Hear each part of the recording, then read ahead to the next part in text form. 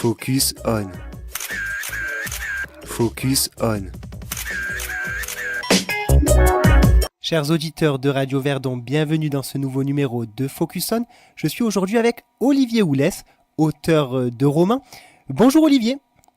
Bonjour. Alors vous êtes venu ici sur notre radio pour parler de votre deuxième roman qui s'intitule Vous n'en avez pas fini avec le bonheur, c'est bien ça ? Exactement, on n'en a pas fini avec le bonheur. Vous avez écrit un premier roman qui était axé sur l'œnologie parce que j'ai pas précisé, mais vous êtes directeur de la Fédération des caves coopératives du 13. Oui, tout à fait. Tout à fait. Donc votre premier roman était plutôt axé sur l'œnologie. Cette fois, vous avez décidé de quitter ce sentier de l'œnologie pour faire un deuxième roman plus axé sur le bonheur cette fois. Plus axé sur le bonheur et surtout sur la coopération, qui est un deuxième axe effectivement de mes passions, et notamment le mouvement coopératif qui est très méconnu et qui mérite, parce qu'il a une folle histoire qui débute à la Révolution française, et il y a plein de choses à raconter sur ce sujet. Oui, alors tout à fait, comme vous l'avez dit, donc c'est aussi axé sur la coopérative, que vous connaissez bien puisque vous êtes directeur donc de ceux des Bouches-du-Rhône. Et vous l'avez dit aussi, c'est parti de la Révolution française. Alors, est-ce que pour ce roman, il y a eu d'énormes recherches historiques ou est-ce que ça s'est plutôt fait assez facilement ? C'est quand même 3 années de recherche et d'écriture, avec notamment des recherches inédites sur 2 aspects, à la fois sur le mouvement coopératif lui-même et en particulier dans ses racines au XIXe siècle. Et puis de notre côté, sur un autre point qui m'a paru important, qui est la guerre civile d'Espagne, et en particulier l'impasse du port d'Alicante, c'est-à-dire le dernier jour de la guerre civile espagnole, qui a été une journée tout à fait extraordinaire dans son double sens littéral. Et donc ce travail-là, effectivement, a exigé quand même des recherches assez conséquentes. Mais pour moi, je suis pas historien, faut pas confondre. C'est dans le cadre de l'écriture d'un roman. Je me prétends pas historien, mais en revanche, j'ai essayé au maximum d'être le plus proche de l'histoire pour certains éléments. Alors comme vous l'avez dit, donc vous mêlez Révolution française et Révolution espagnole. D'où vous est venue l'idée de ce lien ? Parce qu'en fait, les coopérateurs sont finalement des enfants de la Révolution, et des enfants des révolutions. Alors de la Révolution française, parce que c'est peut-être la première des grandes révolutions, et que finalement au cours de l'histoire, que ce soit 1848, que ce soit après 1870, ça a amené l'évolution du mouvement coopératif. Et puis de l'autre côté, parce que il faut pas oublier que c'est quand même c'est un roman avant tout, c'est l'histoire d'un homme qui veut changer le monde, et quand on veut changer le monde, des fois on passe par la révolution. Et il s'aperçoit, mon héros, qui est finalement un peu un anti-héros, s'aperçoit qu'en fait, pour accéder au bonheur, c'est pas forcément en passant par la révolution, parce que le bonheur ne se prévoit pas, il ne s'anticipe pas, il se vit à l'instant présent. Et c'est ce que le héros donc va découvrir au fil du temps. Donc vous parlez de votre héros, mais il y a quand même un genre de parallèle entre le héros et son cousin, je crois, dans le livre. Exactement, il y a deux, c'est le récit de 2 personnes. C'est le récit de 2 personnes qui s'opposent quelque part et qui, puis d'autre part, vont se compléter, vont s'entraider. Ce héros, donc, qui est vraiment lui révolutionnaire, dont je viens de parler, qui va passer par tout type de phases, qui va être emprisonné, qui va être qui va être guerrieros, qui va donc être vraiment une personne active de multiples périodes actives du XXe siècle.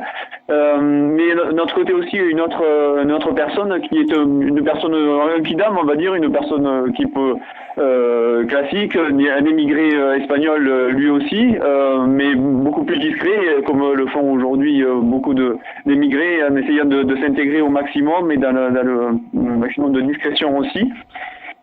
Et donc voilà, c'est le parallèle de ces 2 personnages qui ont existé, puisque ce sont 2 personnages réels. Enfin, c'est une quasi-autobiographie pour l'un d'entre eux en tout cas. Maintenant, je vais vous demander, puisque c'est pas votre premier roman, mais comment ça vous est venu cette envie d'écrire, cette envie de partager vos ressentis peut-être avec les autres ? Parce que je suis peut-être versé dans la littérature depuis beaucoup, même si j'ai d'abord une formation scientifique, mais la littérature est passionnante parce qu'elle permet d'exprimer à tous autour de nous nos émotions et de faire partager ses passions. C'était dans ce sens-là que ça m'intéressait, bien entendu, en tant que président de la médiathèque de Gina Servi. Ça me permet de confirmer ma passion pour les livres et l'idée de la partager.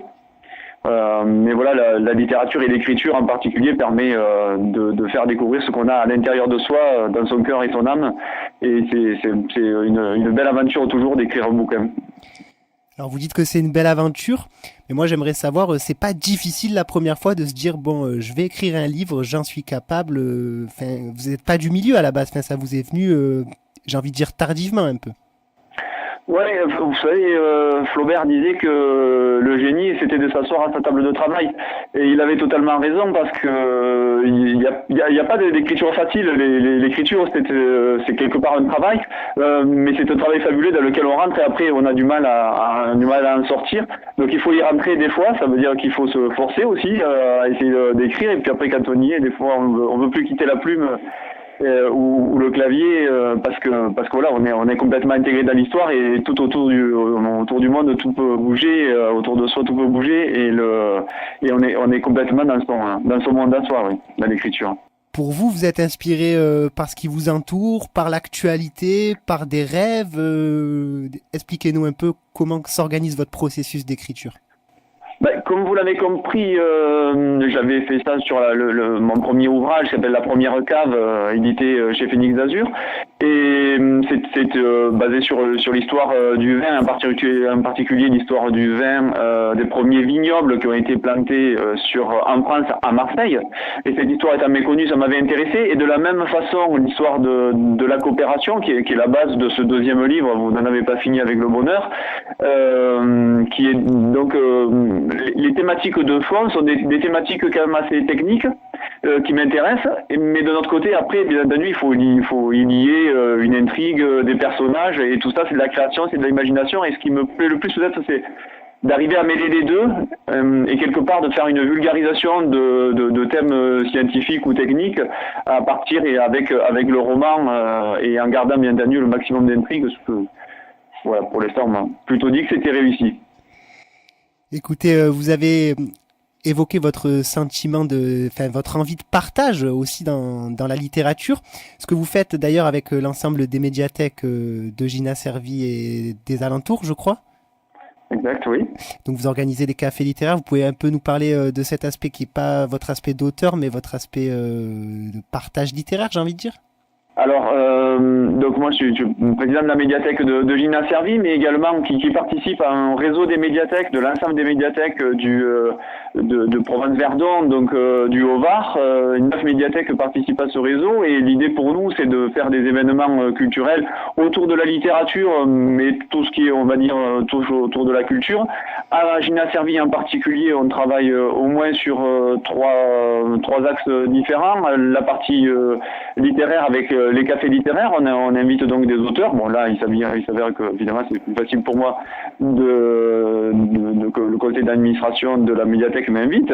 Mais après, on invite des auteurs de BD, des romans noirs ou au contraire d'humour différents au cours de l'année. Il y a 3 ou 4 cafés littéraires au Café du Cours, puisque c'était un souhait pour moi que la littérature soit le plus près possible de l'ensemble de la population et donc au café directement où tout le monde peut s'asseoir, boire un coup et puis écouter la littérature. Et de notre côté, il y avait la partie théâtrale. Théâtrale et événements culturels qu'on met en place, qui peut être aussi du cinéma d'ailleurs, à Gina Servi, avec un agenda un peu différent. Et puis également de la création, avec des ateliers d'écriture et de lecture. Donc Olivier Houlès, vous serez à la médiathèque de Gina Servi le samedi 17 novembre pour présenter vos... Je ne serai pas à la médiathèque, je serai au café littéraire. Je serai au café du cours. Pardon, excusez-moi. Donc vous serez au café du cours pour présenter votre œuvre, c'est bien ça ? Oui. Vous pouvez nous en dire un petit peu plus ? Demain c'est une journée spéciale quand même, c'est une journée, on pourrait difficilement l'oublier dans les médias, c'est une journée gilet jaune, mais pour moi elle aura donc aussi une connotation intéressante parce que cette journée de demain est une forme d'autodétermination de la part de nos citoyens et quand on est dans la coopération, justement, c'est aussi une forme d'organisation autonome.